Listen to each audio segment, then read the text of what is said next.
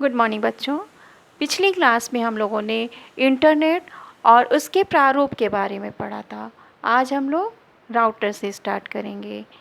Router Hindi में बोला जाता है और इंग्लिश में उसे रूटर कहते हैं। रूट मीन्स मार्ग। ये इंटरनेट के द्वारा संचालित डेटा संचरण का मार्ग का निर्धारण करता है। इसका मुख्य कार्य होता है कि डेटा की गोपनीयता और सुरक्षा बनाए रखे। उसके लिए यह छोटे से मार्ग को निर्धारित करता है, छोटे से छोटा रास्ता चुनता है और मार्ग में अगर अन्य नेटवर्क के कंप्यूटर रहते हैं तो उसे वो डेटा नहीं देता। राउटर इंटरनेट द्वारा जब एक कंप्यूटर को कोई संदेश अथवा ईमेल दूसरे कंप्यूटर को भेजना होता है तो वह संदेश विभिन्न नेटवर्कों से होता हुआ अनेक मार्गों से कुछ ही सेकंड में दूसरे कंप्यूटर तक पहुंच जाता है। इंटरनेट से जुड़े किन्हीं दो कंप्यूटर के मध्य डेटा संचरण के लिए उचित मार्ग के चयन का कार्य राउटर और रूटर द्वारा संपन्न किया जाता है। राउटर के मुख्यतः दो कार्य होते हैं। यह सुनिश्चित करता है कि डेटा उपयुक्त रिसीवर तक पहुँचे। दूसरा, डेटा की गोपनीयता एवं सुरक्षा की व्यवस्था करना, अर्थात जिनके लिए डेटा प्रसारित किया गया है उन रिसीवर तक डेटा ना पहुँचे।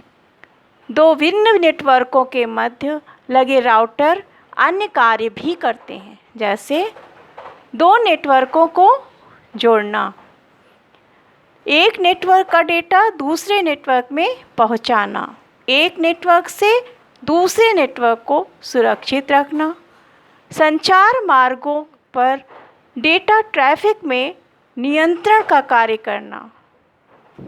आइए राउटर की कार्यविधि को इस चित्र के माध्यम से समझते हैं।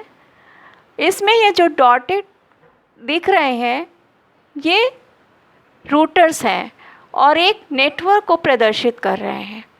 इसमें एक ए नोड कंप्यूटर है और दूसरा बी नोड कंप्यूटर है। ए नोड का डेटा बी नोड तक रूटर को पहुंचाना है। तो रूटर क्या करेगा? रूटर इसमें से जो फ्री रास्ता होगा और सबसे छोटा रास्ता होगा, एक ट्रैफिक पुलिस की भांति कार्य करते हुए छोटे रास्ते को चुनेगा और उस रास्ते से डेटा का संचरण बी नोड तक पहुंचाएगा। जैसे यहाँ से हमने डॉटेड लाइन के द्वारा प्रत्येक रूटर को पास करते हुए संचरण दिखाया है। ए से जा रहा है, यहाँ से होते हुए ये इस रूटर पे आया और यहाँ से इस तार के माध्यम से नोड बी तक संचरित हो गया डेटा। इंटरनेट पर जानकारियों का भंडारण एवं प्रस्तुतिकरण। इंटरनेट क्लाइंट सर्वर व्यवस्था पर आधारित नेटवर्क है। इंटरनेट के मुख्य सर्वर मशीनें निम्नलिखित हैं। वेब सर्वर, इसके द्वारा हमें वेबसाइट प्राप्त होती है। ईमेल सर्वर, ईमेल प्राप्त होता है। FTP file transfer protocol, file को ट्रांसफ़र करने के लिए होता है और कमांड्स के द्वारा होता है। टेलनेट सर्वर, टेलनेट के द्वारा भी फाइल ट्रांसफ़र की जाती है, परंतु इसमें कमांड के द्वारा ही होता है, परंतु ये दूरस्थ स्थित नेटवर्क के लिए होता है। इसे हम लोग विस्तृत से बाद में पढ़ेंगे। World wide web, world wide web को संक्षिप्त में WWW अथवा वेब भी कहा जाता है। यह एक ऐसी एप्लीकेशन व्यवस्था है जिसके द्वारा इंटरनेट के किसी सर्वर में स्टोर जानकारियाँ अर्थात डेटा को एक क्लाइंट मशीन से एक्सेस किया जा सकता है। WWW का विकास सन 1989 में स्विट्जरलैंड की सर्न भौतिकी लैब में किया गया था। इसका प्रयोग कंप्यूटर नेटवर्क पर उपस्थित शोध संबंधी जानकारियों और फाइलों को प्राप्त करने और खोजने के लिए किया गया था।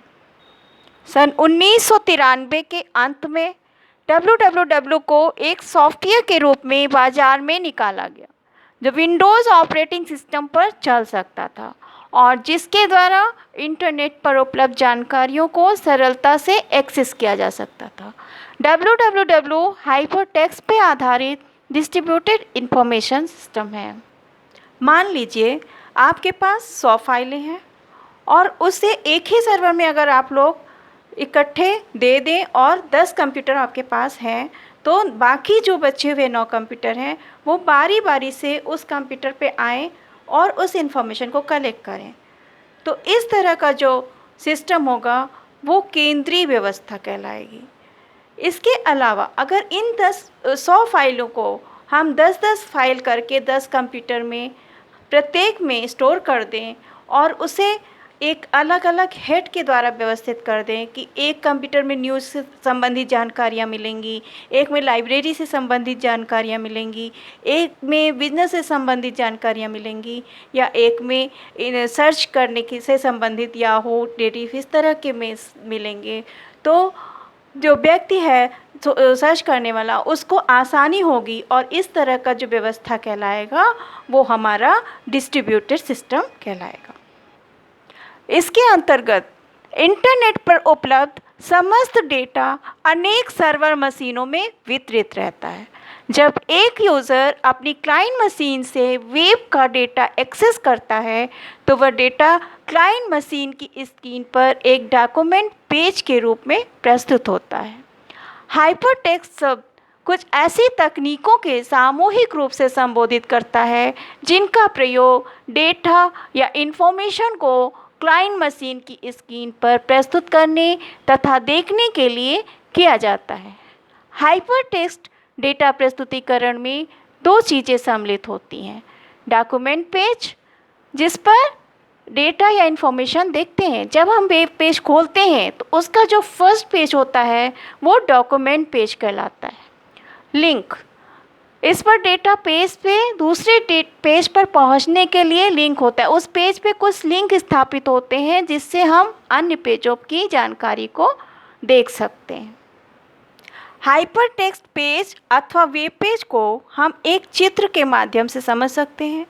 जब हम किसी वेबसाइट को खोलते हैं तो उसमें हमें एक पेज दिखाई देता है जो इस प्रकार होता है कि उसमें कुछ टेक्स्ट भी लिखे होते हैं, चित्र होते हैं, वीडियोस होती हैं और लिंक भी होते हैं। इस तरह का वेब पेज हम लोग फेसबुक वगैरह चलाते हैं तो देखने को मिलता है। तो इस तरह का जो लिंक होता है उससे हम जब लिंक पे क्लिक करते हैं तो एक दूसरा पेज खुल जाता है और उस पर भी वही सारी व्यवस्था होती है। और ये ज़रूरी नहीं कि ये चित्र या वीडियोस ये सेंटर में हो या साइड में हो, वो ये डिसाइड करता है कि वेब डिज़ाइनर ने उसे किस तरह से वेब को डिज़ाइन किया है। वो कहीं भी हो सकता है। तो इस तरह से दूसरे पेज पे भी हम लिंक पे जा कर के तीसरे पेज को पढ़ सकते हैं। इस तरह से पूरे विश्व में की जानकारी को हम एक वेबसाइट के द्वारा विभिन्न पेजों के माध्यम से एकत्र कर सकते हैं, पढ़ सकते हैं और ले सकते हैं। हाइपरटेक्स्ट पेज को वेब पेज भी कहा जाता है क्योंकि यह वेब पेज पर स्टोर डेटा को प्रस्तुत करता है। वह पेज जिस पर वेब की जानकारी प्रस्तुत की जाती है हाइपरटेक्स्ट कहलाता है। हाइपरटेक्स्ट पेज पर सर्वर का डेटा सामान्य टेक्स्ट, ग्राफिक्स, चित्र अथवा चलचित्र, ऑडियो आदि सभी रूप में हो सकते हैं। एक पेज पर डेटा के साथ साथ कुछ लिंक भी होते हैं जिस पर क्लिक करके लिंक से जुड़े अन्य हाइपरटेक्स्ट पेज पर पहुंचा जा सकता है। नए हाइपरटेक्स्ट पेज पर कुछ और लिंक हो सकते हैं जिस पर क्लिक करके हम अनेक पेजों की जानकारियां पढ़ सकते हैं। इस प्रकार एक सर्वर अपने डेटा को आपस में लिंक द्वारा जुड़े हुए पेजों के समूह से प्रस्तुत करता है। इस पार्ट में इतना ही। अगले पार्ट में हम लोग वेबसाइट, वेब सर्वर और ब्राउज़र के बारे में पढ़ेंगे। अगर अभी तक समझ में आया हो तो लाल बटन पर क्लिक करके सब्सक्राइब और शेयर ज़रूर कर दीजिएगा। Thank you.